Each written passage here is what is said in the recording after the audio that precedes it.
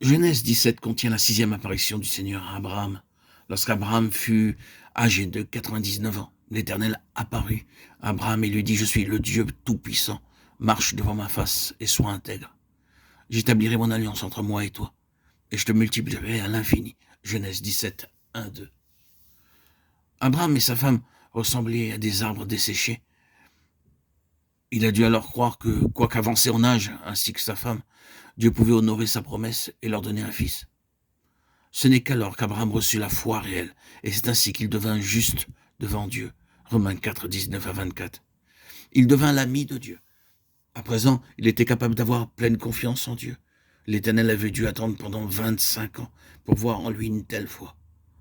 Lorsque Dieu lui apparut la première fois, il avait certes la foi, mais pas une foi forte.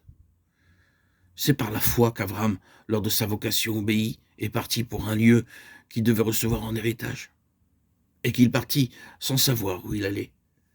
Hébreux 11, 8. Aussitôt il obéit à Dieu, quitta son pays, ses parents, ses amis, et se rendit dans un pays lointain et nouveau. Bien que cela lui demandât un grand sacrifice et beaucoup de foi pour obéir de la sorte à Dieu, l'Éternel n'était pas satisfait. Pas à pas, Dieu préparait Abraham en vue d'une plus forte foi. À présent, il était très vieux, sa femme aussi, trop vieux pour avoir des enfants. Cependant, il crut que Dieu allait déposer une vie nouvelle dans leur corps, qui ressemblait à des arbres desséchés au point qu'ils ne pouvaient plus avoir d'enfants. Ce fut là le grand secret de la foi par laquelle ils comprirent quelque chose de la puissance de résurrection. L'apôtre Paul aspirait à faire l'expérience de cette puissance de résurrection. Bien que Dieu eût agi puissamment par son moyen et qu'il eût fait maintes miracles au cours de son ministère durant les années passées, il disait à un âge avancé: « Je regarde toutes choses comme une perte, afin de connaître Christ et la puissance de sa résurrection. » Philippiens 3, 8, 10. Cette puissance est la plus grande puissance qui soit à la disposition de tout croyant. Beaucoup de croyants ne cessent de faire des plans des années à l'avance, afin d'être revêtus de puissance dans leur vie pour surmonter les tentations. Ils déçoivent bien souvent le Seigneur et demeurent stériles spirituellement. Ils pensent qu'en ayant des rêves et des visions, ou encore en faisant certaines expériences, ils seront revêtus de puissance. Ils ne réalisent pas que la puissance de résurrection est à leur disposition pour les aider à vaincre toutes leurs tentations.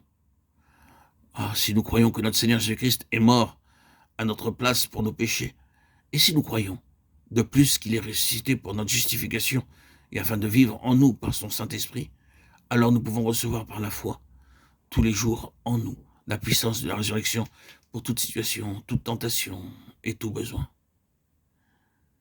Bien que les Éphésiens reçurent l'enseignement de Paul, d'Apollos et de Timothée,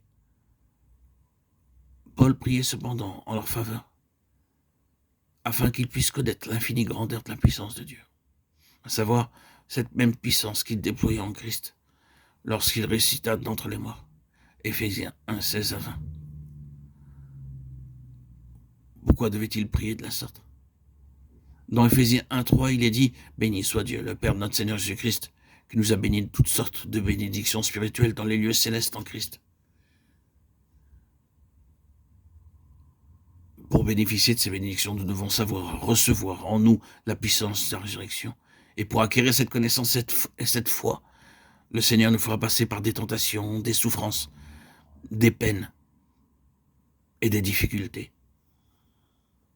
La même pensée se retrouve dans 1 Pierre 1, 7.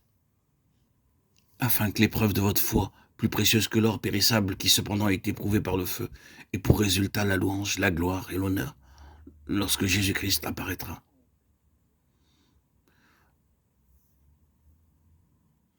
L'or est affiné au moyen du feu. On ne peut le purifier avec de l'eau et du savon. Il faut qu'il passe toujours à nouveau par le feu purificateur jusqu'à ce que la moindre impureté soit brûlée. De même façon, Dieu nous fera passer par le feu pour nous libérer des doutes et de l'incrédulité. Nous pouvons nous imaginer avoir une foi forte, mais le tout est de savoir si le Seigneur est satisfait de notre foi. À moins d'avoir la foi capable de s'approprier la puissance de sa résurrection journellement, le Seigneur ne sera pas satisfait.